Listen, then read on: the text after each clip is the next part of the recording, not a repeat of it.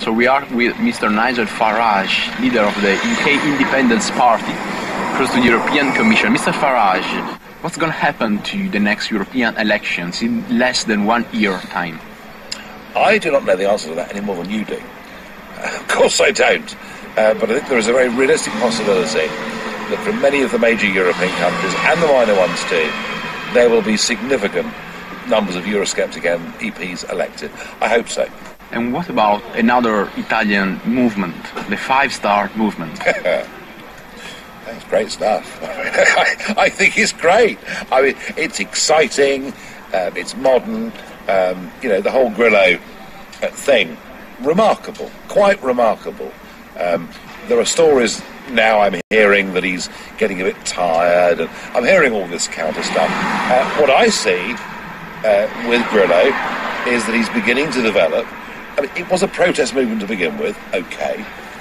But what I've been observing is that he's developing a narrative, a story, which is very, very Eurosceptic, and believes that Italians should have an opportunity to vote in a referendum on whether their future is part of this Eurozone run by these idiots behind me. Please have another look. Idiots behind me. And I just, I wish Mr. Grillo all the luck in the world. I've not met the man, but you know what? I'd rather like to. Would you like to be in the same political group with Mr. Grillo movement? That is taking this too far at this current stage. But I repeat, I'd like to meet Mr. Grillo and have a conversation with him. I think he's got something to offer the people of Italy that virtually nobody else has. Is this an open invitation to him? It is a complete open invitation given exclusively to you for the first time. Mr. Grillo, if you want to come to London for roast beef and Yorkshire pudding lunch and a pint of English beer, come and see me in August and let's talk about life. Did you know that some economic idea of the movement Five Star is a bit different, we can say, from... Yes, of course it is, but we're all different countries anyway.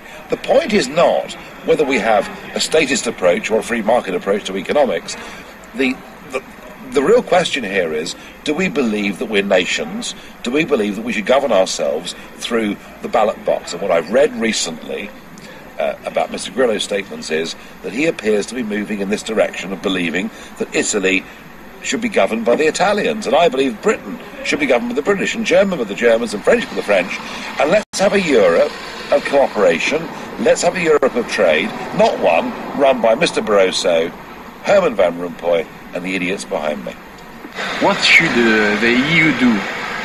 Break up the Eurozone, number one. Recognise that, without doubt, Spain, Portugal, Greece and Ireland could never have fitted. Have a debate about Italy. Well, I think the jury's still out, although I begin to think as time goes on, Italy can't survive inside the Economic and Monetary Union either. In the end, of course, nor can France and Germany.